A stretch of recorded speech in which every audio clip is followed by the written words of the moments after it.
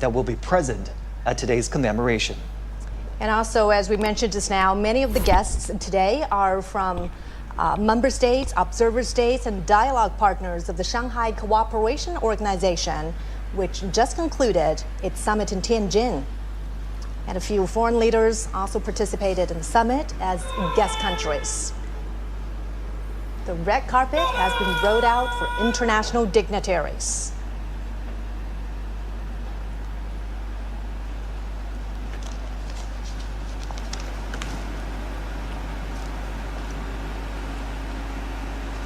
If you're just joining us now, international dignitaries are arriving at a red carpet rolled out for them at the Duan-wu Gate. Now here comes Kamel al-Wazir, the presidential envoy of the Arab Republic of Egypt, and he's also the deputy prime minister of Egypt. Now a full shot of the Duanmen Gate, where international dignitaries are arriving for the commemoration that's going to take place in a little over an hour. Duanmen Gate is the first gate to the north of the Tiananmen rostrum. The south square of Duanmen, where important national ceremonies are held, is located between Duanmen Gate and Tiananmen. Now here comes Kamel al-Wazir, the presidential envoy of the Arab Republic of Egypt. He's also the deputy prime minister of Egypt. China and Egypt have been engaged in close interactions. The two established diplomatic relations in 1956. Next year marks the 70th anniversary of diplomatic ties.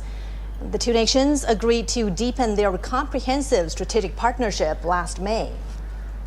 And bilateral trade reached over $17 billion in 2024. Now, as two nations with ancient civilizations, they're also increasing their exchanges. The next guest has arrived. He is Atanas Zafarov, Deputy Prime Minister of the Republic of Bulgaria and chairperson of the Bulgarian Socialist Party. He is now walking the red carpet from the north square of Duanmen Gate to the south square. China and Bulgaria have a deep traditional friendship. Bulgaria is the world's second country to establish diplomatic ties with the People's Republic of China. The two nations raised ties to a comprehensive, friendly, cooperative partnership in 2014 and to a strategic partnership in 2019. The strategic partnership has deepened between the two countries. Walking towards us is the Deputy Prime Minister of the Republic of Singapore, Gan Kim Yang. In 2023, China and Singapore established an all-round, high-quality, future-oriented partnership. Bilateral relations are stable, and cooperation is extensive. During World War II, Japan invaded Singapore on February 15, 1942. The occupation lasted for 3 years and a half. Singapore has designated every February 15th as its Total Defense Day. It's a day when the nation commemorates its sacrifices during the war. On the red carpet now is Maria Fernanda Ley, President of the National Parliament of the Democratic Republic of Timor-Leste. China and Timor-Leste enjoy traditionally friendly relations. Timor-Leste announced its independence on May 20th, 2002. China established diplomatic relations with Timor-Leste on that same day. And in 2023, the two countries elevated bilateral ties to a comprehensive strategic partnership. They reached consensus on the overall direction to build a China-Timor-Leste community with a shared future in July last year. And this February, the first direct flight was launched between the two nations. Now comes Jorge Rodriguez, President of the National Assembly of the Bolivarian Republic of Venezuela. China and Venezuela are good partners that seek mutual trust and common development. The two nations enjoy an ironclad friendship. China and Venezuela elevated their ties to an all-weather strategic partnership in 2023. Both sides maintain frequent exchanges at all levels and have witnessed a growing trade volume. Next is the acting president of the Republic of the Union of Myanmar, Min Aung Hlaing. China and Myanmar enjoy long-standing friendship. The two countries established diplomatic ties on June 8, 1950, and this year marks the 75th anniversary. The two countries have steadily advanced their friendly relations, and they are actively building the China-Myanmar community with a shared future. During World War II, Chinese expeditionary forces fought Japanese aggressors in Myanmar, then known as Burma. They safeguarded the passage to southwestern China and supported the people of Myanmar in their fight for independence. And next is Speaker of the National Assembly of the Republic of Korea, Woo Won-sik, and his wife. China and South Korea are neighbors and cooperative partners. The two countries established diplomatic ties in 1992 and elevated relations to a strategic cooperative partnership in 2008. China is the largest trading partner of South Korea. South Korea is the second largest trading partner of China. The two countries have 228 pairs of sister provinces and cities. The Chinese people fought side by side with the Koreans to resist Japanese aggression and colonialism.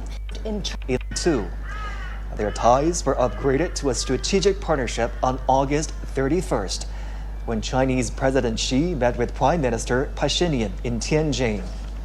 In 2024, bilateral trade rose 15% to $1.8 billion US. In January 2020, their mutual free visa policy took effect. The two nations enhanced their connectivity by launching their first direct civilian flights in September 2024. Walking on the red carpet right now is the Prime Minister of the Slovak Republic, Robert Fico. In 2024, he paid a visit to China as the two sides celebrated the 75th anniversary of diplomatic ties. And during that visit, China and Slovakia elevated their relations to a strategic partnership.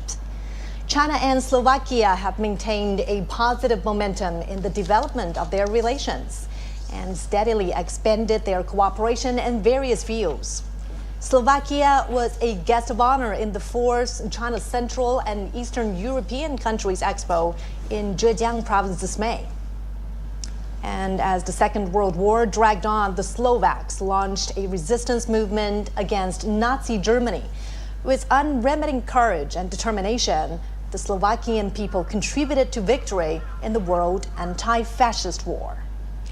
If you're just joining us here on CGTN, you're looking at live pictures of the Duanmen Gate near Tiananmen Rostrum, where international dignitaries have been arriving. We've been tracking the arrival of heads of state and government for you right here on CGTN. And the motorgates keep pulling up. International dignitaries are arriving at the red carpet rolled out in their honor. And some of the guests attending today's commemoration previously attended the Shanghai Cooperation Organization Summit in Tianjin, which just concluded in the northern port city. And in that summit, the leaders jointly issued the Tianjin Declaration. Now comes the president of Mongolia, Ukhna Hurosa, and his wife. China's land border with Mongolia is the longest at 4,710 kilometers. The two countries have been deepening mutually beneficial cooperation over the past 70 years since they established bilateral ties. They have achieved a rapid development and significant outcomes in relations in more than 2 decades. China has been Mongolia's largest trading partner and investor. Bilateral trade reached over $18 billion in 2024, 10% higher than the previous year.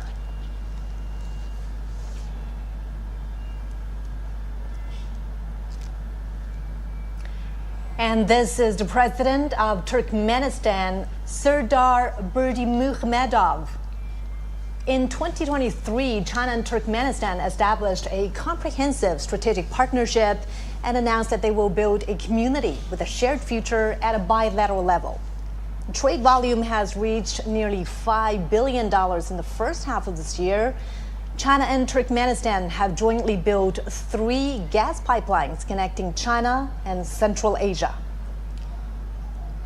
Cultural exchanges between these two countries are frequent. The Chinese language is taught in elementary and middle schools in Turkmenistan. On the red carpet now, our first Secretary of the Central Committee of the Communist Party of Cuba and President of the Republic of Cuba, Miguel Diaz-Canel, and his wife. Cuba was the first country in Latin America to establish diplomatic ties with the People's Republic of China. This year marks their 65th anniversary. In the past 65 years, China and Cuba have always trusted and supported each other, setting an example for unity and cooperation between socialist countries and mutual assistance with sincerity among developing countries. In World War II, Cuba provided military support and supplies to the Allied forces.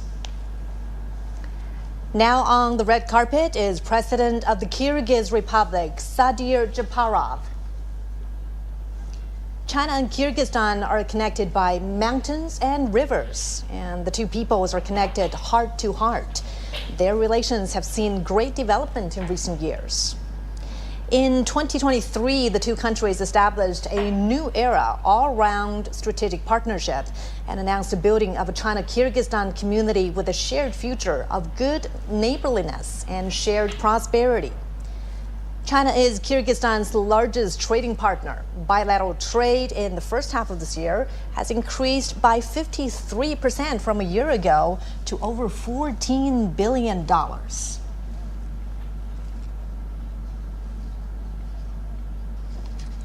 You're watching live pictures now from the Duanmen Gate, where international guests are arriving for a welcome ceremony here.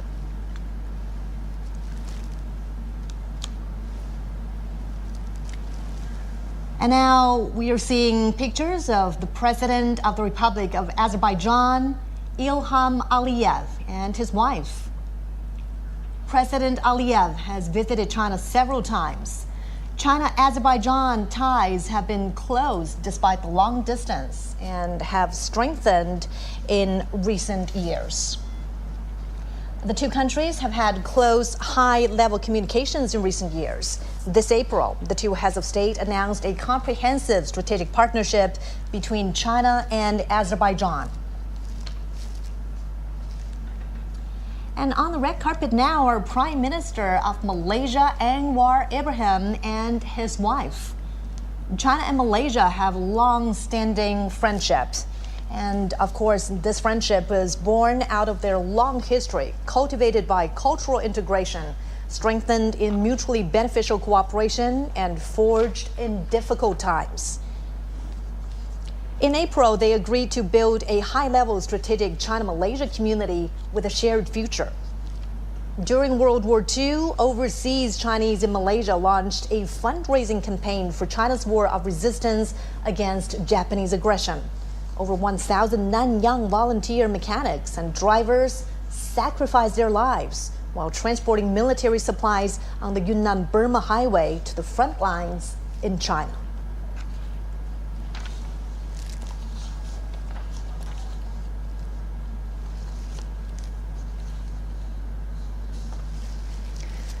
Now you're looking at live pictures at the Duanmen Gate, where international dignitaries are continuing to arrive for a red carpet that's rolled out in their honor.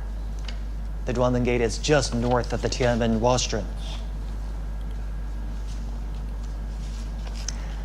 On the red carpet now is Tonglun Sisilith, General Secretary of the Lao People's Revolutionary Party Central Committee and the President of the Lao People's Democratic Republic. China and Laos have a long history of friendship. They're good neighbors and comrades. They have deepened exchanges and cooperation in fields such as politics, economy, military, and culture and health.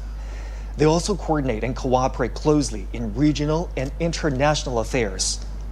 Bilateral trade cooperation has expanded in recent years. China is Laos's biggest investor, second exporter, and second largest trading partner. The China-Laos Railway has earned the name of the Golden Passage due to record volume of passengers and freight.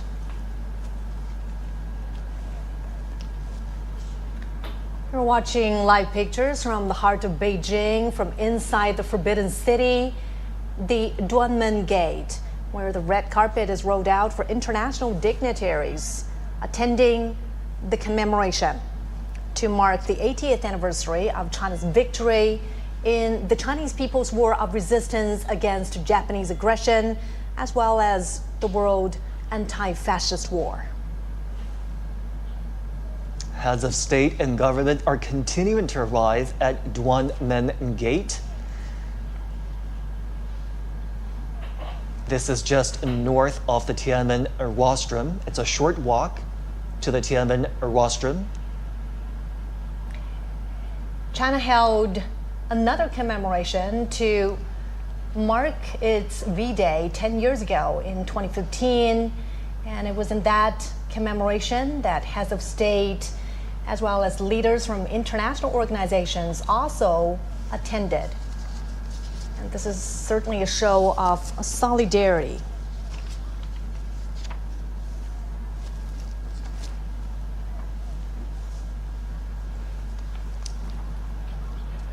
And we're moments away now from the commemoration. It's going to begin in less than an hour. And now the next guest has arrived. The President of the Republic of Serbia, Aleksandar Vučić, and his wife. President Vučić has always promoted China-Serbia cooperation and exchanges. The two nations are advancing the high-quality development of a China-Serbia community with a shared future. They are ironclad friends who help each other in hard times. 80 years ago, people from the two nations significantly contributed to the victory of the anti-fascist war in the battlefields of Asia and Europe. China and Serbia have trusted and supported each other for a long time. On the red carpet now is President of the Republic of Tajikistan, Emomali Rahman. President Rahman is an old friend of China and the Chinese people. He's been to the country more than 20 times. China-Tajikistan relations are at their best with frequent high-level exchanges. Last year, the two countries announced a comprehensive strategic partnership. And from this higher starting point, they will build a China-Tajikistan community with a shared future.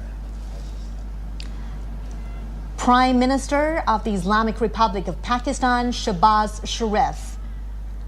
Pakistan was one of the first countries to recognize the People's Republic of China. The two are ironclad friends and all-weather strategic cooperative partners. They are deepening their strategic mutual trust and practical engagement. And China has been Pakistan's largest trading partner since 2014. China is also the largest foreign investor in Pakistan.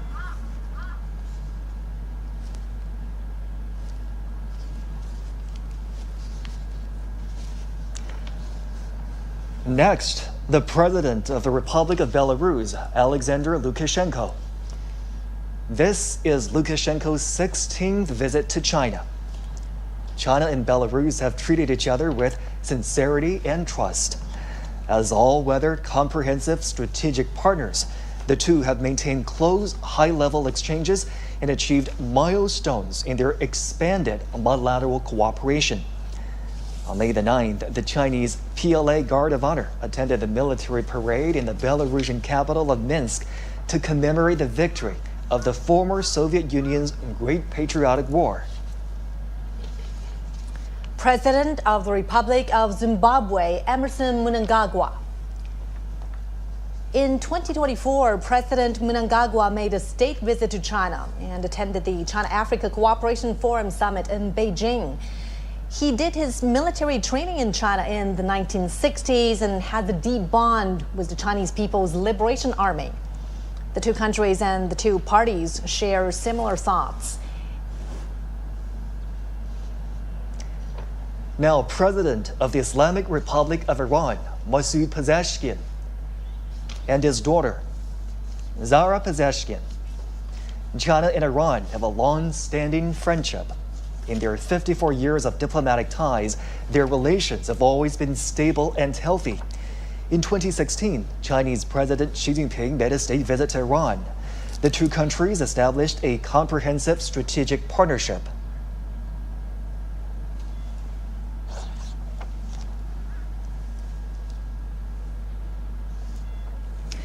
Next is the President of the Republic of the Congo, Denis Sassou Nguesso. Among African leaders, he is one of those who has made the most visits to China and met with Chinese President Xi Jinping. The two heads of state have a deep friendship. The Republic of the Congo is China's ironclad friend. Bilateral ties were upgraded to a comprehensive strategic cooperative partnership in 2016.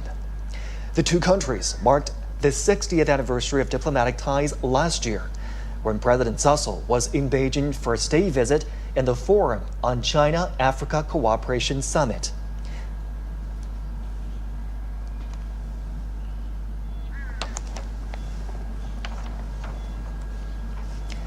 Next, the King of Cambodia, Norodom Sihamoni.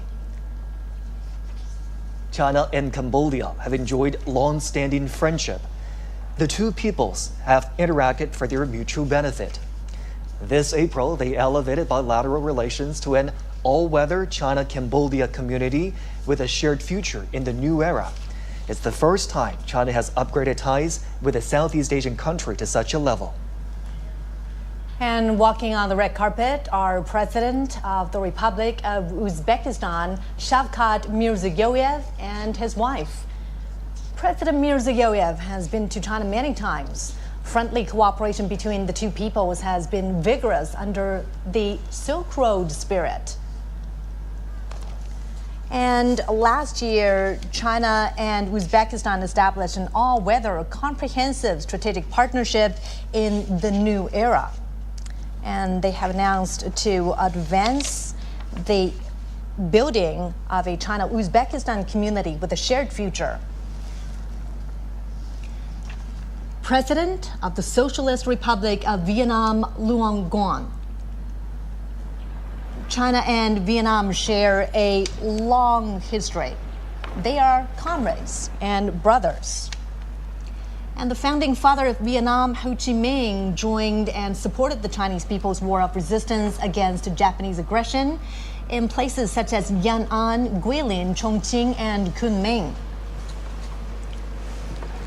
This year is the 75th anniversary of their diplomatic ties. It's also the year of cultural exchanges between the two sides. And China and Vietnam have deepened their relations in recent years with frequent visits and contact between leaders of the two countries.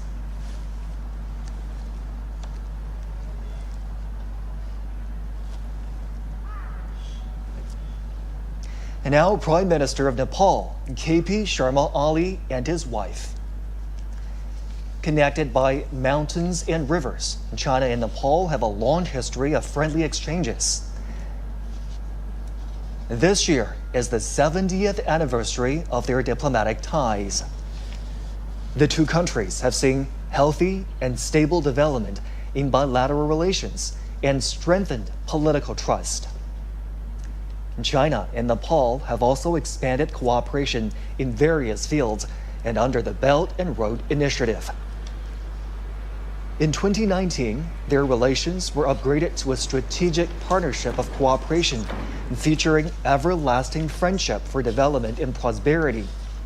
And this partnership continues to deepen. And again, CGTN is bringing you live pictures from the heart of Beijing. the Duanmen Gate, which is to the north of the Forbidden City.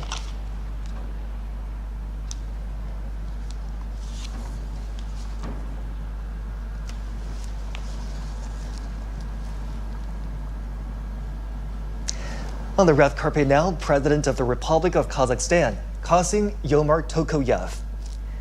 China and Kazakhstan relations have been tested by changes and challenges, but they always remain at a high level. China and Kazakhstan raised bilateral ties to a permanent, comprehensive strategic partnership in 2019. In 2022, they pledged to build a community with a shared future defined by lasting friendship, a high degree of mutual trust, and sharing weal and woe.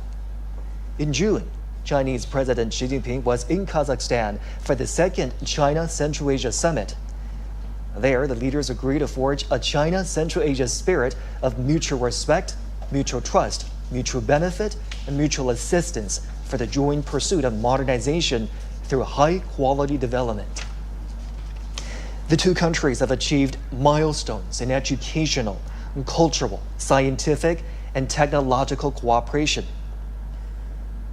The two countries have 26 pairs of sister provinces and cities. Beijing and Astana, their capitals, are sister cities. Next is the General Secretary of the Workers' Party of Korea, President of the State Affairs of the Democratic People's Republic of Korea, Kim Jong-un. China and the DPRK established diplomatic ties on October 6, 1949. The DPRK was one of the first to establish ties with the People's Republic of China. Linked by mountains and waters, China and the DPRK are friendly neighbors. This year also marks the 80th anniversary of Korea's liberation. The two peoples supported each other in hard times and through war. They jointly fought against Japanese aggression and made significant contributions to the World Anti-Fascist War and the cause of justice of humanity. The traditional friendship between the two countries was cemented by the old generations of their leaders. Their friendship, also forged in bloody and fiery revolutions, has developed in the process of their socialist construction and is priceless. In recent years, General Secretary Xi Jinping and General Secretary Kim Jong-un have maintained communication through various means. They lead and guide bilateral ties into a new historical phase.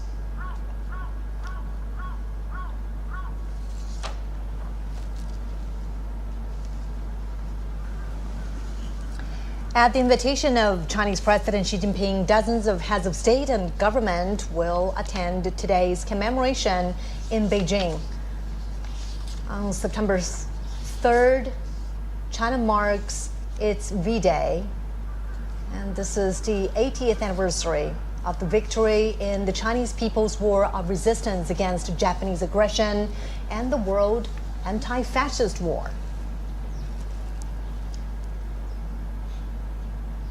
Again, another look at the Duanmen Gate just north of the Tiananmen rostrum. The red carpet has rolled out to welcome the arrival of international dignitaries. We've been tracking the arrival of heads of state and government for you right here on CGTN. One by one, their motorcades pulled up and the leaders arrive for the commemoration of the 80th anniversary of the victory of the Chinese People's War of Resistance against Japanese aggression and the World Anti-Fascist War. A commemoration ceremony and a grand military parade are going to take place on Tiananmen Square and along Chang'an Avenue in less than an hour. We have different teams of reporters covering this event for us. Obviously, the military parade will be the highlight of the day and the highlight of the commemoration. We do understand that new armaments and equipment will be shown in that military parade. They are domestically made, and also they are all active combat gear. And at this moment, the Tiananmen Square is decorated and ready for the commemoration. Troops and armaments, as we speak, are lining up along Chang'an Avenue. They're ready for the inspection of the Commander-in-Chief.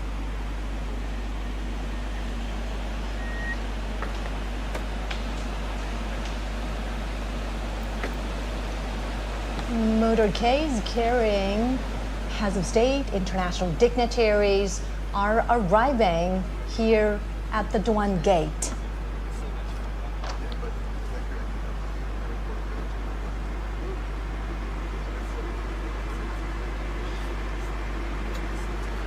On the red carpet right now is President Prabowo Subianto of the Republic of Indonesia. He arrived early this morning, and China welcomes his arrival. He's here at the invitation of Chinese President Xi Jinping. Now, under the strategic guidance of the two heads of state, China and Indonesia have opened a new chapter of jointly building a community with a shared future. During World War II, Chinese people living in Indonesia donated money and supplies. Many of them returned to China to join the resistance and became heroes. Renowned Chinese writer and anti-fascist intellectual Yu Dafu traveled to Southeast Asia to join the resistance. And he was killed in Sumatra, Indonesia. He wrote, "Our generation should sacrifice for the war of resistance." President Prabowo made a state visit to China soon after his presidential inauguration in 2024. China and Indonesia are traditional friends and neighbors. And it was in this year that China and Indonesia embarked on a new chapter of bilateral ties by building a community with a shared future.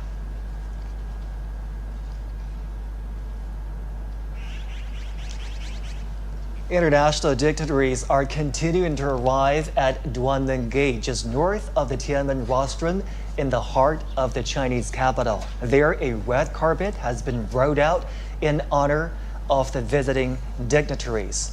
They are heads of state and government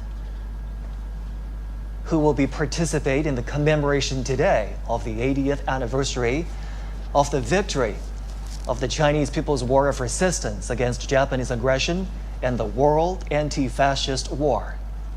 Later on, a military parade will take place on the Chang'an Avenue, an east to west major thoroughfare cutting right through the heart of the Chinese capital, Beijing.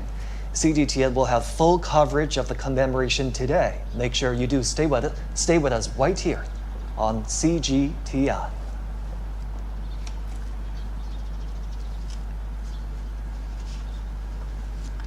We've been tracking the arrival of international dignitaries right here on CGTN for you. They're now arriving at the Duanmen Gate, just north of the Tiananmen Rostrum. A red carpet has been rolled out for them. That's right. And the Duanmen Gate is where this reception is taking place.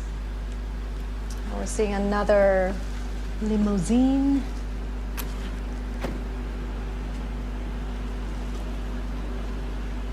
President of the Russian Federation, Vladimir Putin. Putin has been to China many times since 2013, either for state visits or international conferences. Relations between China and Russia are at their historical best. Their ties are characterized by long-term friendly good neighborliness and mutually beneficial win-win cooperation. In the new era, China-Russia relations are more self-confident, firm, and resilient. From May 7th to 10th, President Xi Jinping made a state visit to Russia and attended commemorations in Moscow of the 80th anniversary of the victory of the Soviet Union's Great Patriotic War. In World War II, China was the main battlefield in Asia, and the Soviet Union was the main battlefield in Europe. They were central to resistance and combat against Japanese militarism and Nazi Germany. They made decisive contributions to the victory in the World Anti-Fascist War. China and Russia are expanding mutually beneficial cooperation in all aspects. Bilateral trade has reached a high of over $244 billion last year. And China and Russia have active cultural exchanges and close cooperation at local levels. They have 168 pairs of sister provinces and cities, and there are also dozens of provincial level economic partnerships.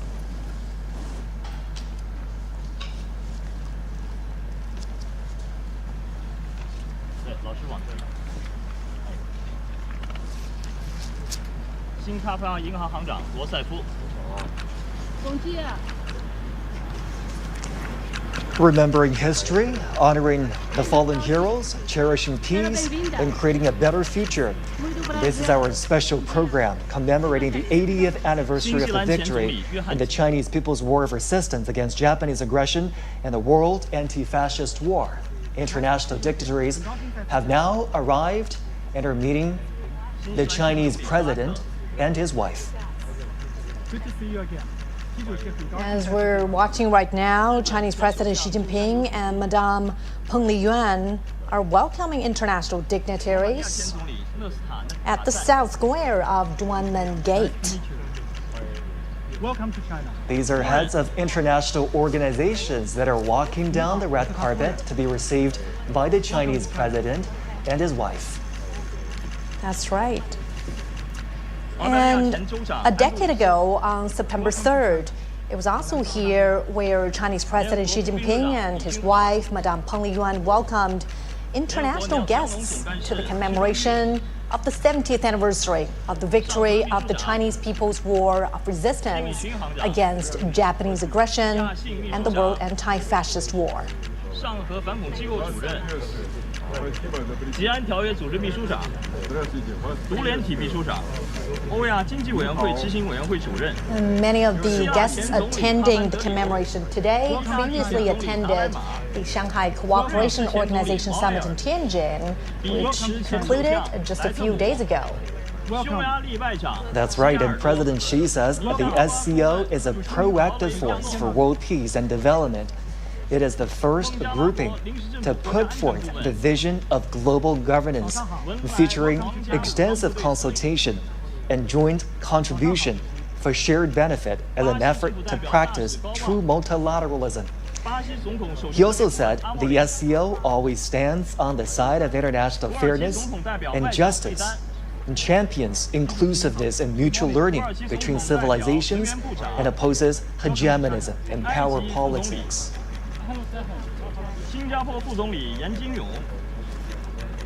And also at that Tianjin summit, President Xi proposed a global governance initiative.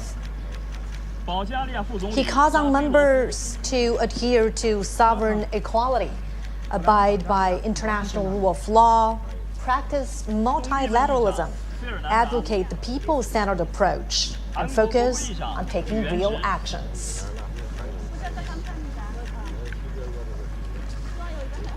The Chinese president and his wife greeting the international dignitaries that have arrived in Beijing for the commemoration of the 80th anniversary of the victory of the Chinese People's War of Resistance against Japanese aggression and the World Anti-Fascist War.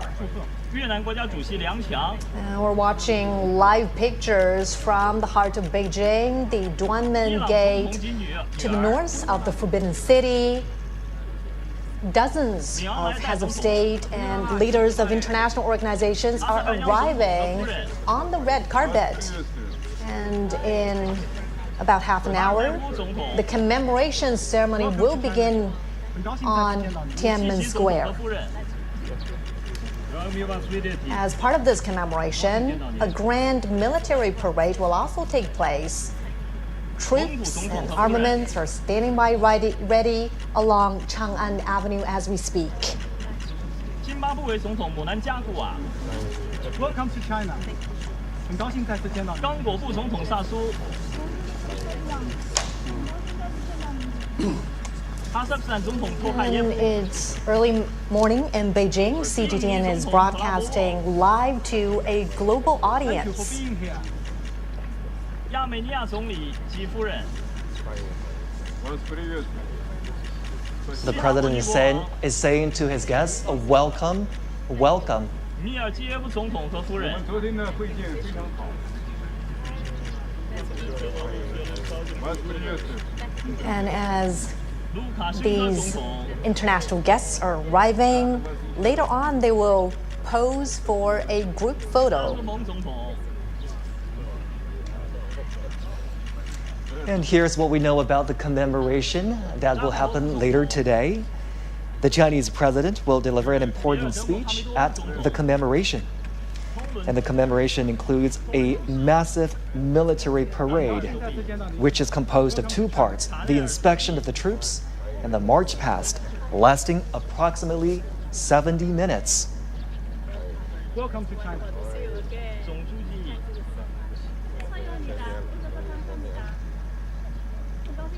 The Chinese president and his wife welcoming guests arriving for the commemoration. And now they're walking towards a group photo where the arriving international dignitaries will take a group photo together with the Chinese president. We are certainly marking a significant anniversary today on September 3rd. China is commemorating the 80th anniversary of the victory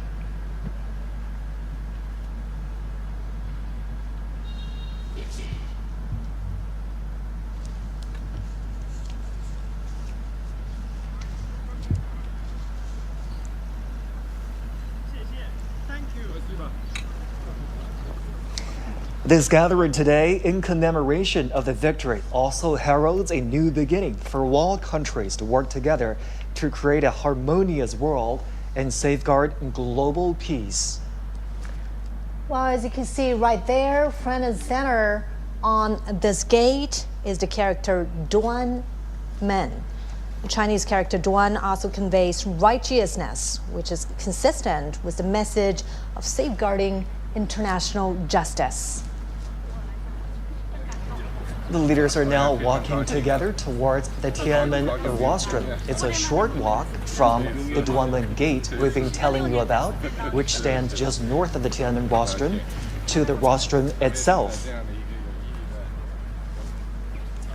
And Zhongxi, you know, for many foreign leaders who have visited China before, the Tiananmen rostrum, or the Forbidden City, is a familiar sight. Many of them have been here before to the Forbidden City. However, this gathering here today holds a special significance. Absolutely. The Tiananmen rostrum sits right in the heart of the Chinese capital, with viewing platforms that can overlook the Tiananmen Square. The leaders will be walking towards the rostrum. They will ascend to the viewing platform on the rostrum and view the military parade together. Now, as they walk on the red carpet to make their way to the top of the Tiananmen rostrum, a little bit of background information about the structure. It was built as a ceremonial gate to the imperial city in the Ming Dynasty. It's witnessed the ties of Chinese history in the past 6 centuries. And in 1937, Tiananmen Square witnessed the fall of Peking. In October 1945, Japanese invaders in North China officially surrendered at the square of the Hall of Supreme Harmony in the Forbidden City.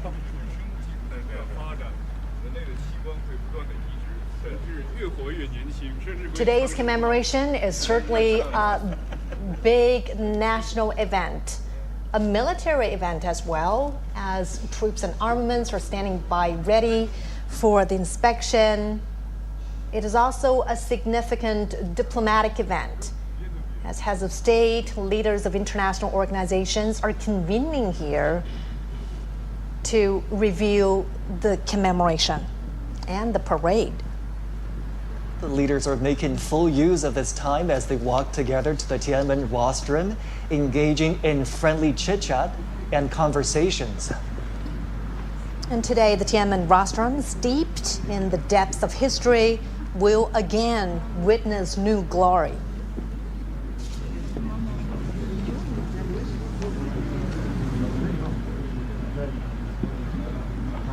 It is a pretty long walk to ascend to the top of the Tiananmen rostrum.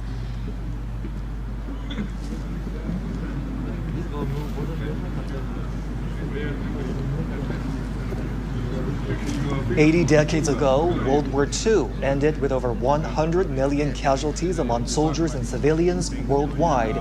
Chinese casualties were more than 35 million. And today is about commemorating the victory in that war, in the Chinese people's war of resistance against Japanese aggression, as well as the World Anti-Fascist War. And now the leaders are arriving at that expansive viewing platform up on the Tiananmen rostrum.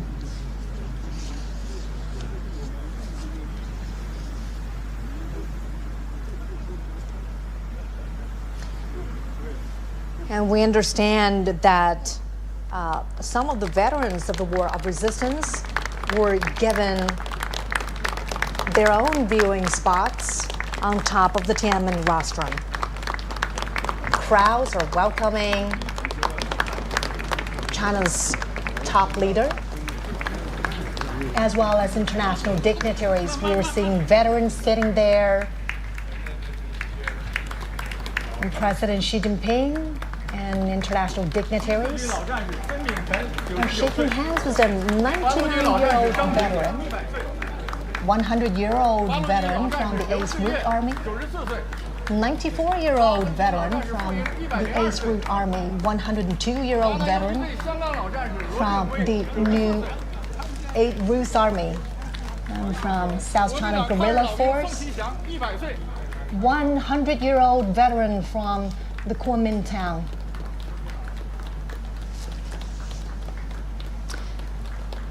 And during the fight against the Japanese aggression, the Chinese people established a national united front to safeguard their homeland. Obviously, the Chinese president was very pleased to see the veterans present up on the Tiananmen rostrum.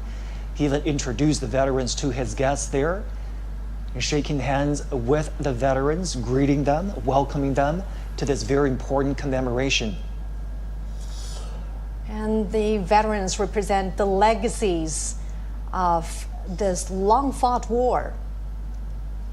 And their spirit of resilience, of peace, of perseverance still echo on every inch of China's soil now. It's certainly a very heartwarming scene there to have the veterans seated up on the Tiananmen rostrum. They are the real heroes and role models, and they motivate us to keep pushing forward. The victory of the Chinese people's war of resistance against Japanese aggression is a glory shared by the Chinese nation and also people worldwide who stand for justice. Professor Gao, Mr. Zhou, let's bring you in for this part. Obviously, the veterans are seated, out there on the Tiananmen rostrum so that they have an opportunity to participate in the commemoration today. What do you make of that arrangement, Professor Gao? Well, I think this is really the right thing to do because they fought against the Japanese aggressors. They shed their blood, and they have always been honored by the People's Republic, by the Chinese people, and now they are in the center of this reviewing process of the parade to commemorate the 80th year anniversary of the victory against Japanese aggression. And I think we all hail them as the real heroes defending China's sovereignty and territorial integrity and fighting off the Japanese aggressors. Real heroes and real Real witnesses, not only to the atrocities of the war, but more importantly to the final victory. And we're so happy that they get to see the commemoration today. Mr. Zhou, your thoughts? Well, I think I can't agree more with Victor Gao about the importance of having these veterans standing on Tiananmen Square. I think it's rare, It won't be easy for us to see these people right now because they're all very old people, but they're still alive, but they can still see how strong China is today, in which they have made their due and a great contribution. So I think that is indeed a great honor for them to be there and for us to see them there. Now, many of these veterans fought under extremely harsh conditions: poverty, famine, the lack of military resources. What does their perseverance teach us about the spirits of, resilience and courage? And, besides honoring them in events like this, what more could we do, Professor Gao, to really weave their legacies more into everyday life? I think these veterans 80 years ago, or more than 80 years ago, fought against Japanese aggressors not only as soldiers, but they were true representatives of the Chinese nation, true representative of the Chinese culture and the Chinese civilization. In their bodies, I can see the most splendid and the glorious part of the Chinese civilization. So they became the epitome of the Chinese nation. They became the epitome of the Chinese civilization. And by shedding blood for their own motherland, by fighting off foreign aggressors, they set an example for the future generation. So now we honor them as our national hero, and the younger generation draw inspiration from these veterans and learn lessons from them, and we become redoubled in our commitment to defending peace and defending China and defending the Chinese culture and ultimately the Chinese civilization. Obviously we're commemorating this day. We're inviting veterans up on the Tiananmen rostrum to carry on this spirit of the war of resistance against the Japanese aggression. Mr. Zhou, how do we do that? How do we make sure that the spirit of perseverance, the spirit of never surrender, the spirit of defending your motherland lives on in today's world? Well, these people are actually old soldiers, right? And old soldiers never die. So what they have left us are actually a litany of fine traditions. But if you look at the PLA today, you would find it so interesting to see that how small they were at that time and how ill-equipped they were at that time. But on the contrary, today, China is almost the opposite, right? China is having the largest armed force in the world, and in a moment we're going to see all the modern weaponry and combat platforms. But still, this kind of fine traditions are basically in the heart and in the blood of our modern day soldiers, because that's really, really matter, for us if you are going to another war. So you have to think of where you come from, right? And what kind of traditions are already placed in you. So these people basically are the very sources of a fine tradition. How can remembering their sacrifices and contributions inspire values that are still relevant today? Professor Gao. Well, I think they are the true Chinese nationals and our heroes. But allow me to mention, behind these veterans, I also see those who fell on the battleground, who really sacrificed their lives for the Chinese nation. So I think we not only see these veterans who are the true representative of those heroes fighting against Japanese aggressors, but they are also representatives of all the millions of the Chinese soldiers who shed their blood, who sacrificed their life, and they too become the national heroes for the current generation of the Chinese nation and the future generations. And I think by honoring them, we honor ourselves, we honor our national history and our Chinese civilization, and we honor peace. That is the most important thing. You know, we talked about international solidarity towards ending the Second World War, and the international solidarity is also present today with the turnout of those international dignitaries that have arrived in Beijing. You're looking at live pictures of the Tiananmen Square that's fully decorated for the commemoration today. There are the year-marking installations that show the years 1945 and 2025.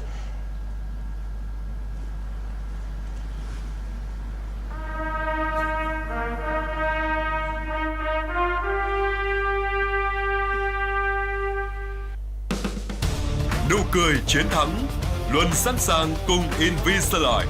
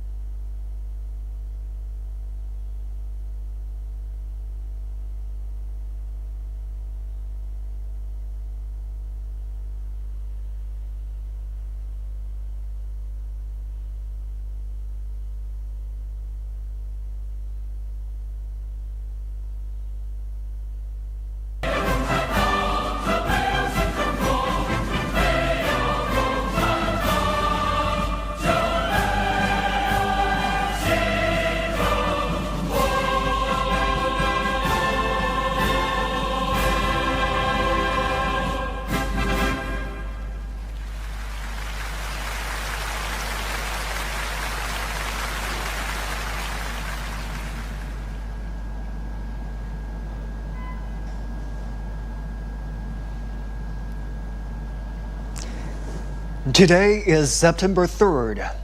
In the capital Beijing, the commemoration of the 80th anniversary. Hòa mình vào không khí rộn ràng của Mega Live ngày 15 tháng 9, đêm trăng sum vầy, làng bánh tương lai cùng OK VIP. Một đêm hội âm nhạc bùng nổ, niềm vui lan tỏa và hàng ngàn phần quà cực khủng đang chờ bạn. Đặc biệt, càng xem live lâu, phần thưởng bạn nhận được càng giá trị. Đây chính là cơ hội để bạn vừa tận hưởng đêm trăng đoàn viên rực rỡ, vừa mang về những món quà bất ngờ. Hãy sẵn sàng cùng OK VIP quậy hết mình, kết nối yêu thương và lăn bánh cùng tương lai. Mega Live 15 tháng 9, càng xem lâu, quà càng khủng. Anniversary of the victory of the Chinese People's War of Resistance against Japanese aggression in the World Anti-Fascist War will begin soon. CGTN is broadcasting the commemoration live to global audiences.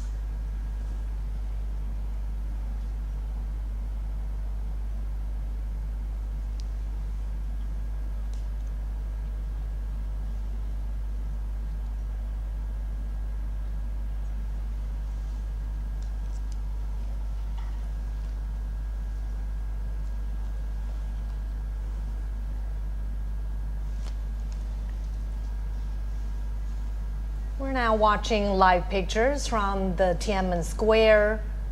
The commemoration is going to begin in just a moment.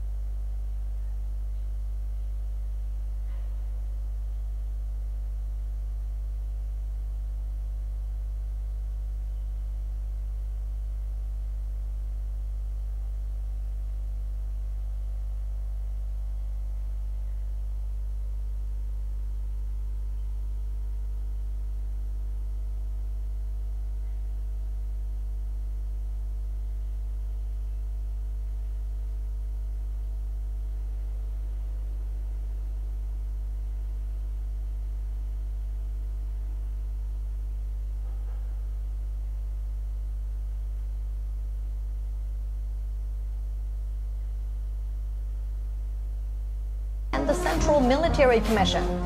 Retired leaders of the party and the state, some veteran soldiers who participated in the War of Resistance, representatives of Kuomintang veteran soldiers who had fought the Japanese aggression, family members of the Kuomintang high-ranking officers who had died in the War of Resistance, representatives of those who received awards for their service, and representatives of Hong Kong, Macau, and Taiwan compatriots, as well as overseas Chinese, are also present on the Tiananmen rostrum.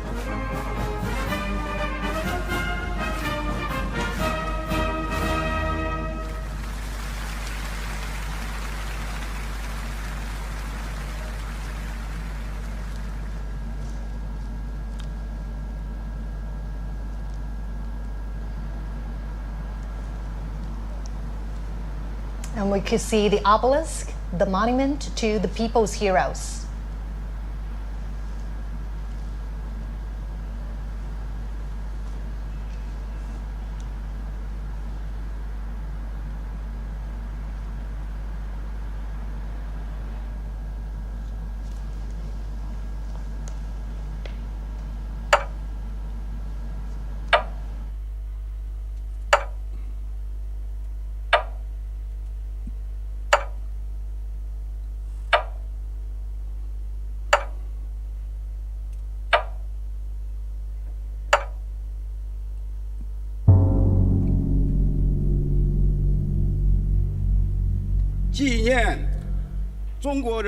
The commemoration of the 80th anniversary of the victory of the Chinese People's War of Resistance against Japanese aggression and the World Anti-Fascist War now begins.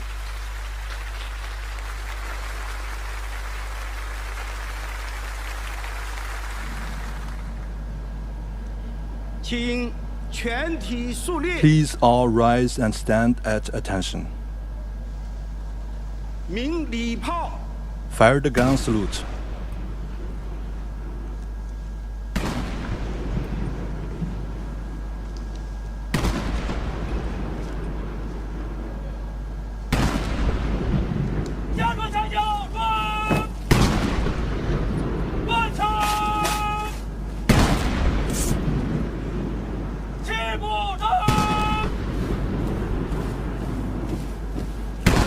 An 80-gun salute is fired to mark the 80 years since the victory of the War of Resistance.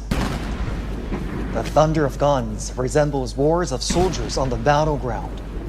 It is also like a song of triumph, transcending the time and space to tell our fallen heroes. China today is a great country with majestic mountains and rivers, and its people are full of pride and ambition. Great changes have taken place over the 80 years from 1945 to 2025. Today, China is safeguarding world peace and contributing to the progress of human civilization with fearless strength and determination.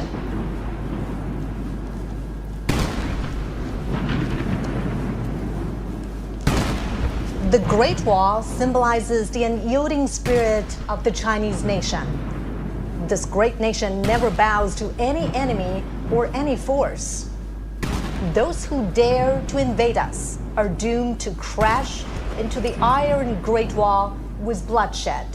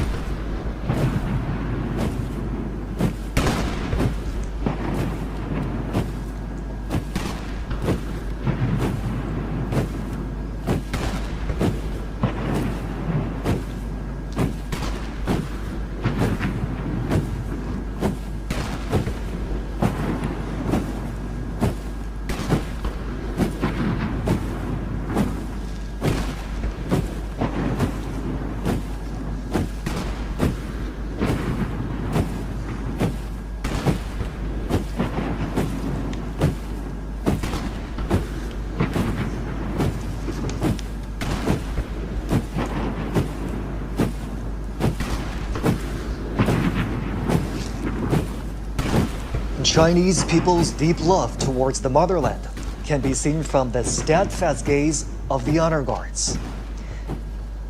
When their patriotism erupts like a volcano, there will be no insurmountable hurdles or unachievable feats for them.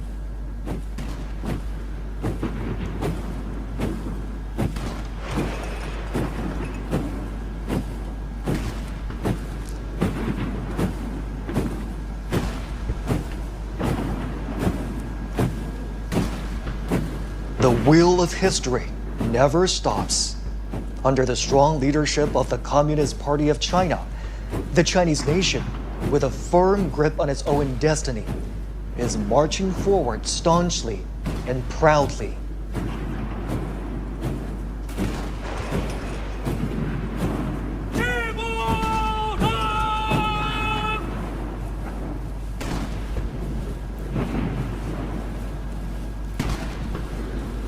From the monument of the people's heroes to the national flagpole, and from the great victory to the great rejuvenation, the Chinese nation has walked a long way of innumerable difficulties and hardships.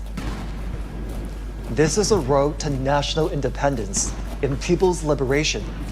It is also a road to national dignity, prosperity, and strength, and a road to Chinese modernization and a global community with a shared future.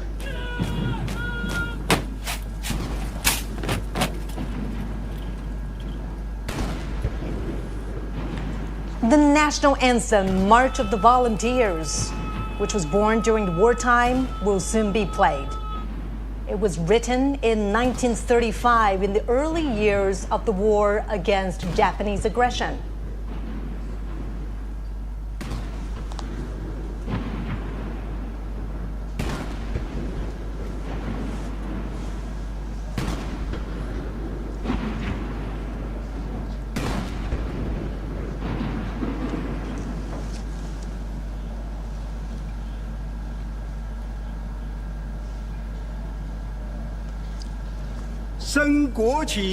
Raise the national flag and sing the national anthem.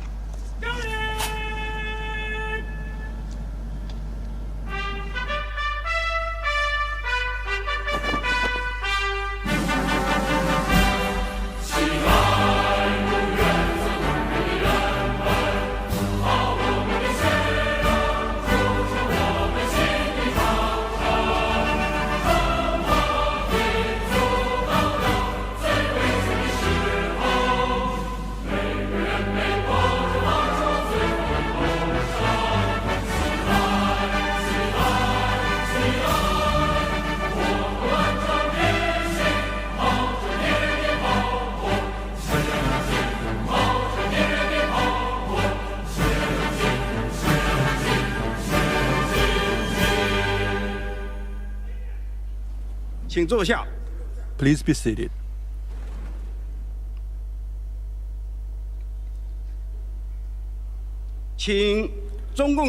I invite General Secretary of the CPC Central Committee, President of the People's Republic of China, and Chairman of the Central Military Commission, Comrade Xi Jinping, to deliver an important speech.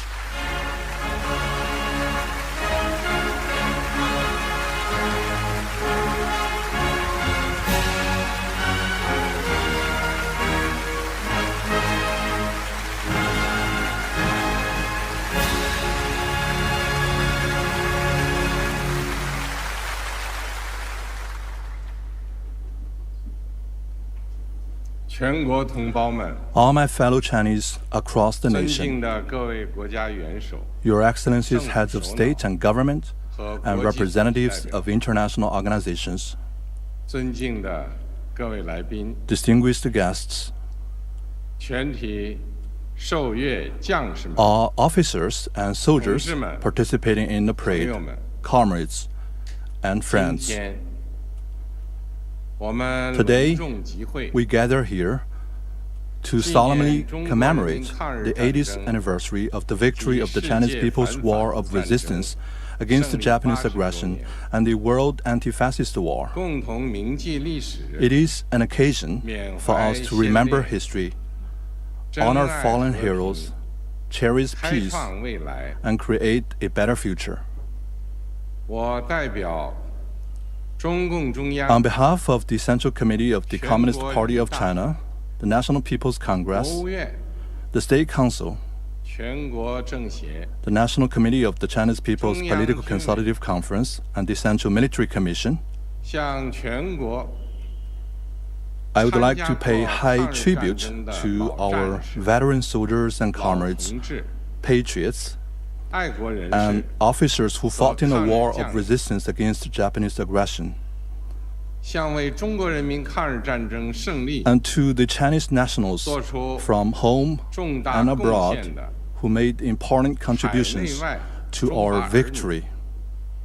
致以崇高敬意，向支援 I would also like to 和 express 帮助 my sincere 中 thanks 国人民 to 抵抗侵略的外国政 foreign 府 governments 和国际 and 友人 friends that supported and assisted the Chinese people in resisting aggression. 向参加今天大会的 I 各国 also 来 extend 宾 a warm welcome 表示 to our guests 热烈 from 欢 around the 迎 world who are with us today.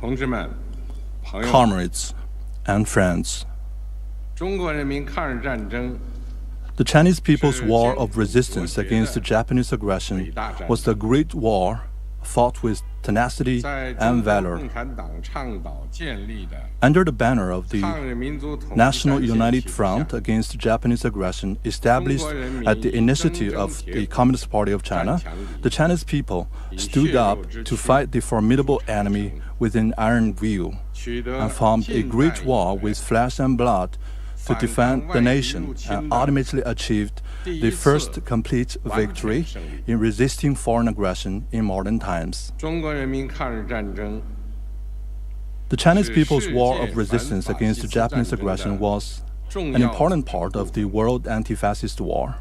中国人民以巨大的 With huge 民族 national 牺牲 sacrifice, the Chinese people 为拯救 made 人类 major 文明 contributions 保 to 卫 saving 世界 human 和平 civilization and 做出 safeguarding 了 world 重大 peace. 贡献。历史警示我们， History cautions us 人类命运休 that 戚与共。 humanity rises and falls together 各个国家、各个民族 only 只有平 when 等相 all 待 countries and nations 和睦相处 treat each other 守 as 望 equals, 相助， coexist in 才 peace, 能维 and 护 support 共 each 同 other, 安全， can we uphold common 消灭 security, 战争根源， eradicate the root cause of 不 war, 让历史悲剧 and prevent 重演。 the reoccurrence of historical tragedies. 同志们、朋友们， Comrades and friends, 中华民族是不畏强暴 the，Chinese nation is the 自立 great 自 nation 强 that 的 is 伟大 never 民族。 intimidated by any bullies 当年 and always values 面对 independence 正 and 义与 forges 邪 ahead. 恶，光明 In the 与 past, 黑 when 暗， faced with critical struggles 进 between 步与 good and 反动 evil, 的 light and 生死 darkness, 较量， progress and reaction, the Chinese 中 people 国人民同仇 rallied 敌忾， together to defy 奋 the 起反 enemy. 抗，为国家生存而战， They fought for the 为 survival 民 of the 族复 country, 兴而战， for the rejuvenation of the 为 Chinese 人类正 nation, 义而 and 战。 for justice of the whole humanity. 今天，人类又面临 Today, 和平还是战争 humanity again has to choose 对话 between 还 peace 是对 and 抗 war, dialogue 共 and 赢才是 confrontation, 零和的抉择。 win-win cooperation and zero-sum game. 中国人民坚定站在历史正 The 确 Chinese 一边 people firmly stand 站 on 在 the right 人类 side 文 of 明 history 进步 and the 一边 progress of human civilization. 坚持走和平发展道 We 路， will remain committed to the path 与 of 各国 peaceful 人民 development 携手 and 构 join 建 hands with all 人类 peoples 命 around the 运 world 共同体。 in building a community with a shared future for humanity. 中国人民解放军 The Chinese People's 始终 Liberation 是 Army has been 党和人 and 民 will always be 完全可以 the 信 heroic 赖的 armed 英 forces that 雄 the 部队。 party and the people can fully trust 全军 and 将 rely 士 on. 要忠实履行神圣 All 职 service 责， members should faithfully perform their sacred duties, speed up the building of a world-class military, and firmly safeguard China's sovereignty, unity, and territorial integrity. All service members should provide strategic support for the great rejuvenation of the Chinese nation and make greater contributions to the peace and development of the world.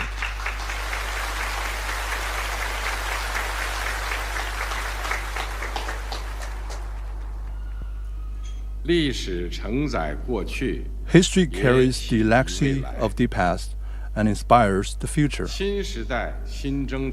On a new journey in a new era, the Chinese people of all ethnic groups should, under the strong leadership of the Communist Party of China, follow Marxism-Leninism, Mao Zedong thought, Deng Xiaoping theory, the theory of three represents, and the scientific outlook on development, and fully implement the thoughts on socialism with Chinese characteristics for the new era. We should stay firmly on the path of socialism with Chinese characteristics and carry forward the great spirit of the war of resistance. We should press ahead with enterprise and resolve, and advance in unity the cause of building China into a great country on all fronts and realizing great national rejuvenation through China's modernization.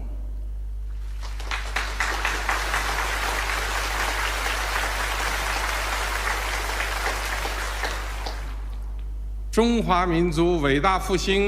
great rejuvenation of the Chinese nation is irresistible. The noble cause of peace and development of humanity will prevail.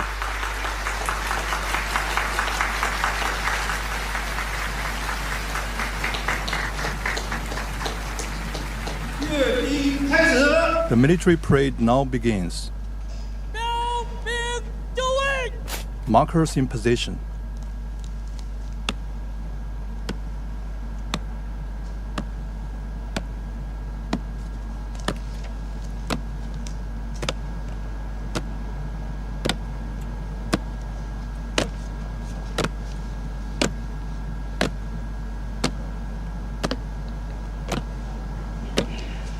The parade guards mark positions and boundaries at the parade ground. 60 soldiers will line up in front of the eastern and western ornament columns on the Tiananmen Square.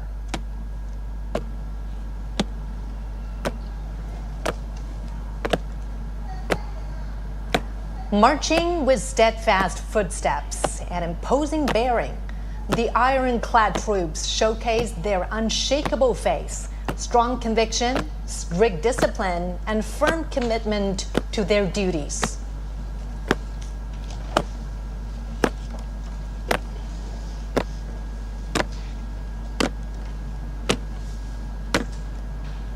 Standing firm on the ground of the motherland and bearing the hope of the Chinese nation, the heroic People's Liberation Army has forged ahead dauntlessly throughout wars, achieving great historic feats for the party and the people.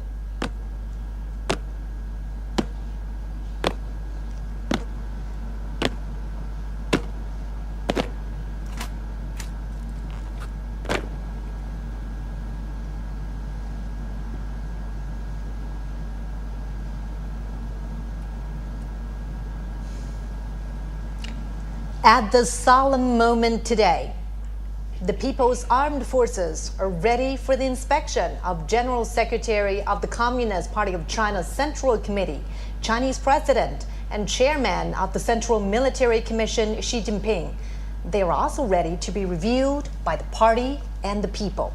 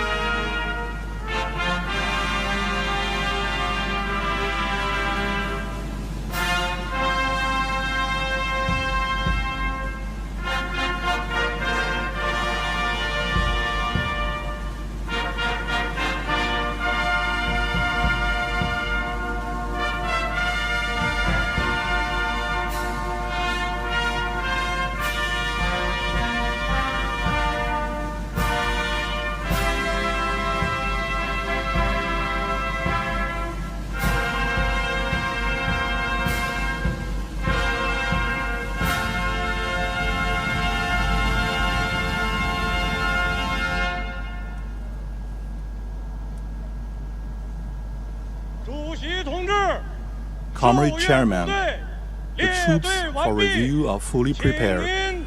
Please proceed with the inspection. Chief Commander of the Parade, Han Zhengxuan. Let's begin.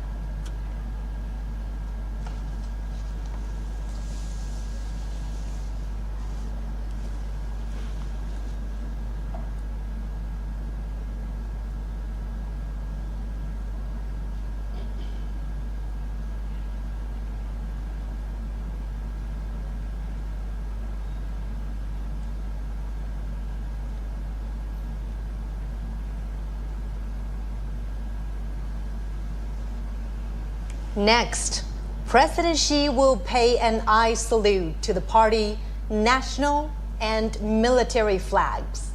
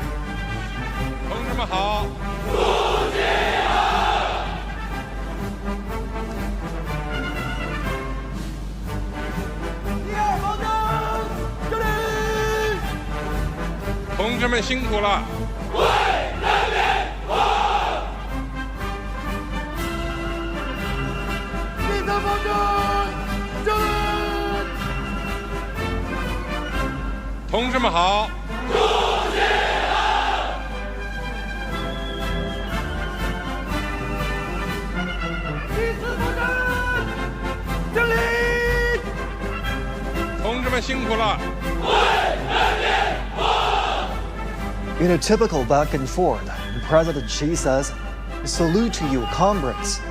And the soldiers reply, "Hail to Chairman." The president then says, "Comrades, thank you for your hard work." To which the soldiers reply, "We serve the people."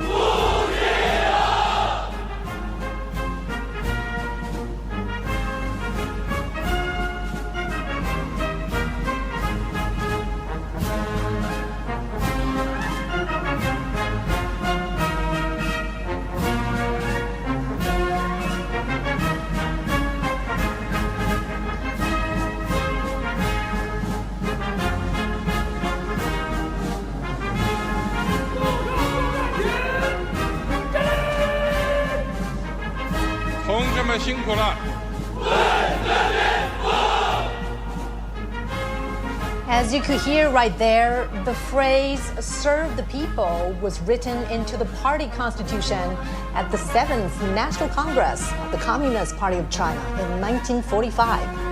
Serving the people wholeheartedly was established as the fundamental principle of the party and the People's Liberation Army.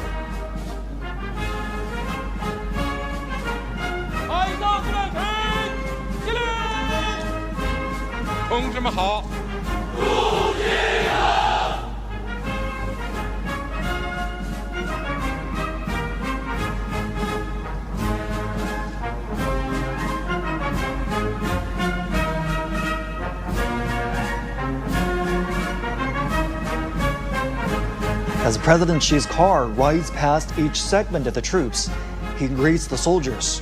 The troops respond vociferously, paying respect and demonstrating their loyalty.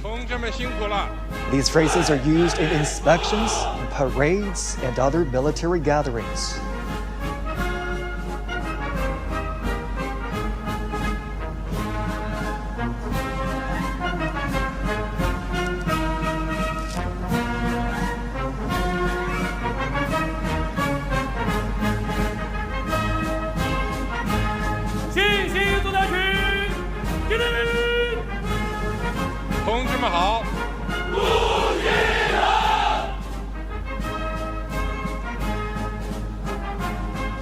The PLA views itself not only as the defender of national sovereignty, but as an integral part of society with a direct responsibility to safeguard people's well-being. In peacetime, the Chinese military participates in missions that serve the people's interests, such as disaster relief.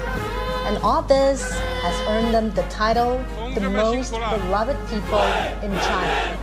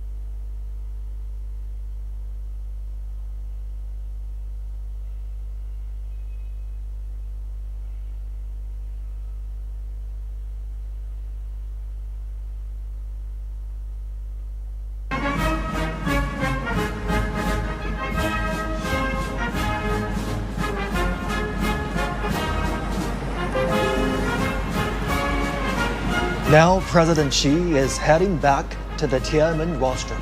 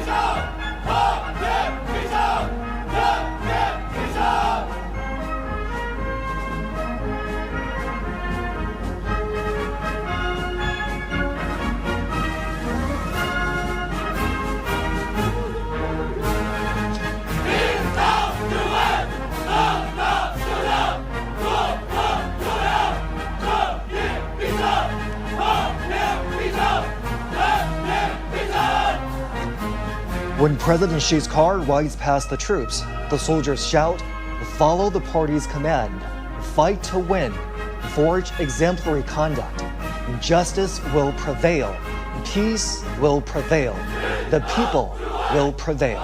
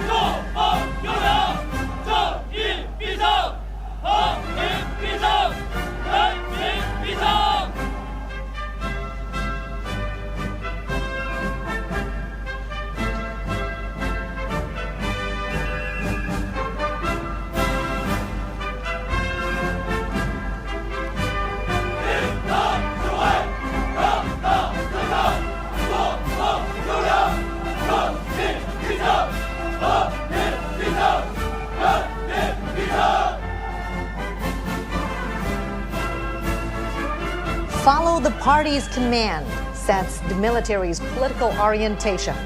Fighting to win is the basic function of the military and the fundamental objective of its development. Forging exemplary conduct demonstrates the Army's nature and principle.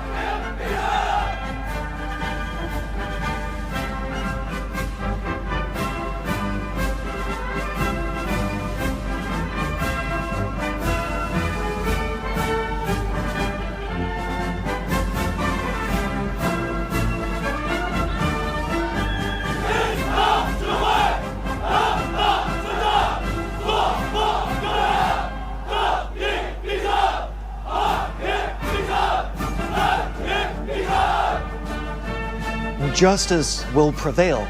Peace will prevail. The people will prevail. These three phrases were the closing lines in President Xi's speech 10 years ago, when the country marked the 70th anniversary of the victory of Chinese people's war of resistance against Japanese aggression and the World Anti-Fascist War.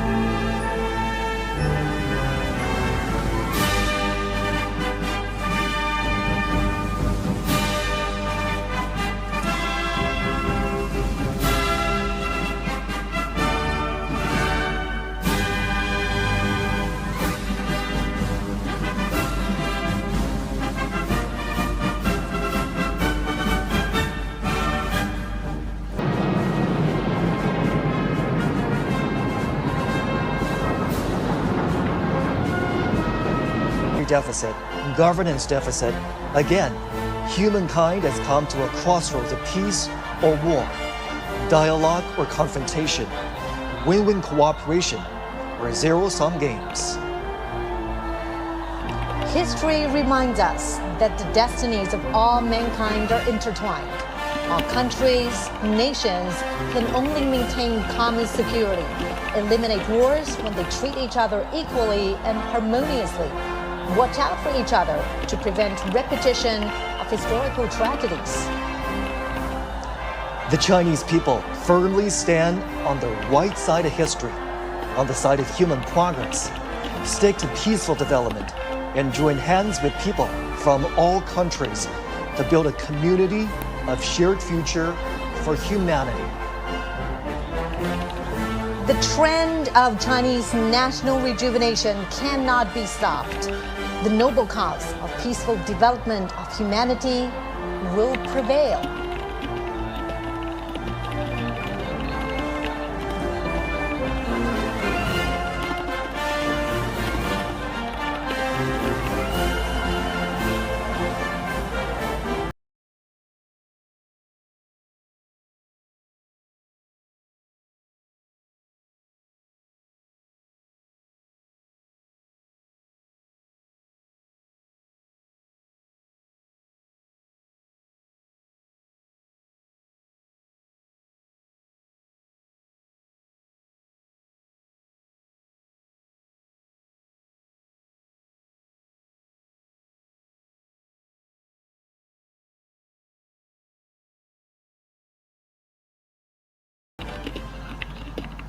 Well, what an impressive commemoration we have just watched there. Absolutely. Chinese President Xi Jinping made a keynote speech, and there was a grand military parade featuring marching soldiers, armored columns, and aerial units.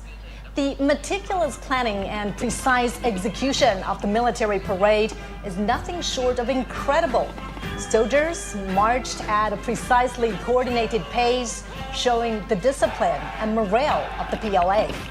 Also on display were traditional units as well as new domain Development of China's air combat capabilities. And now let's hear from our studio guests who've been with us throughout the morning. Gentlemen, I want to get your first impression of this commemoration, some new tech, new structure. What are some of the most notable progress you've noticed from the transformation of China's military over the past decade? Thank you, Mama. I have been attending all this parade from here ever since 2009. So therefore, for me, it's really eye-opener to see how we have advanced. Yeah. So on this show, I believe all the big stuff, those ICBMs are what we have seen before. So they are really impressive, but they are just what we have seen before. But I believe the JL3 sea-launched ICBM is something new, which should be the ICBM that has the longest range, launching from under the sea. So that is really something impressive. And then what I'm watching actually are those things that actually coming lately because of modern warfare, such as drones or anti-drones warfare platforms, and even those things that I mentioned, such as laser-guided weapons targeting at low-altitude targets, magnetic weapons, laser weapons. These things definitely are new. And I'm also impressed with the unmanned, vehicles, both on the surface of the water and under the sea. So because nowadays the wars are really moving into unmanned areas, right?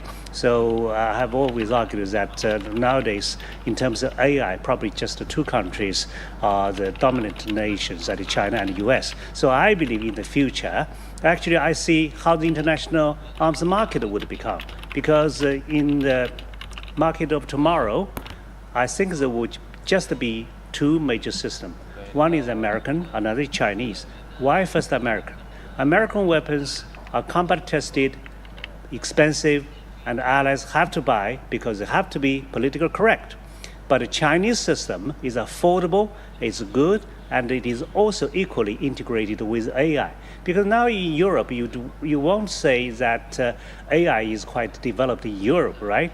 When it comes to AI, it's just China and the US, and that will feature prominently in the future warfare.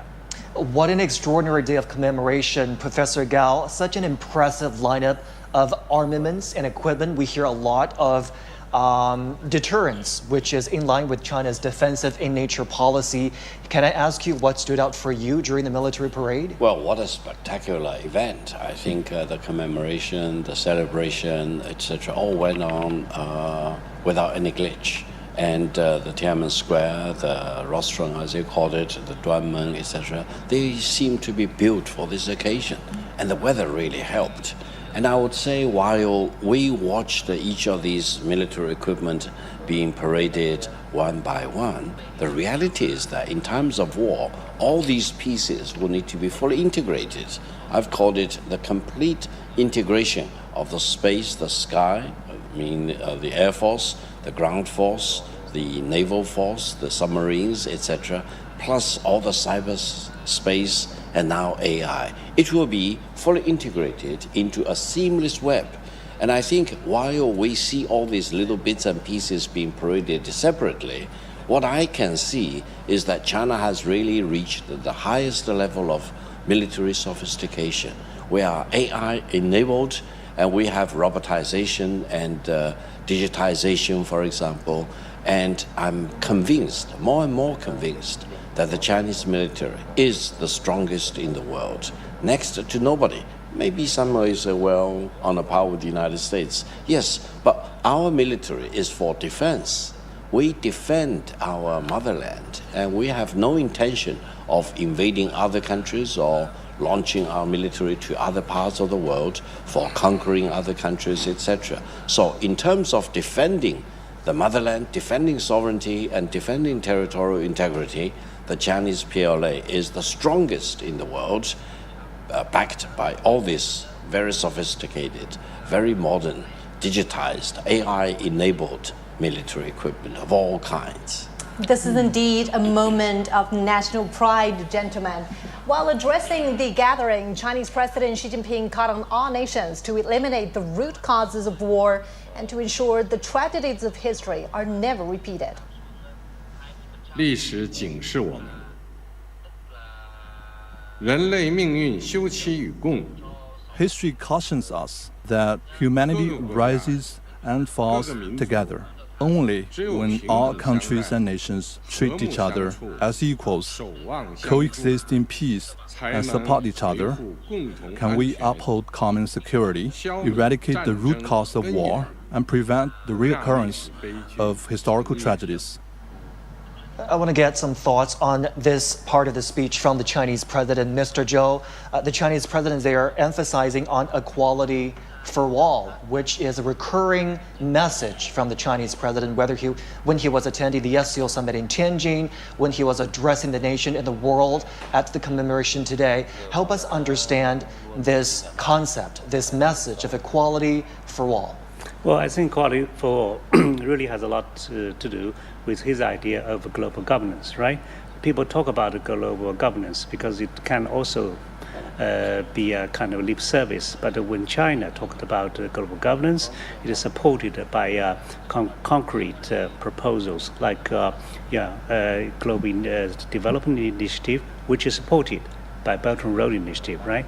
And the Global Security Initiative, which is supported by PLA's global deployment on just humanitarian areas. Because if you look at the PLA, you would find that the PLA oversees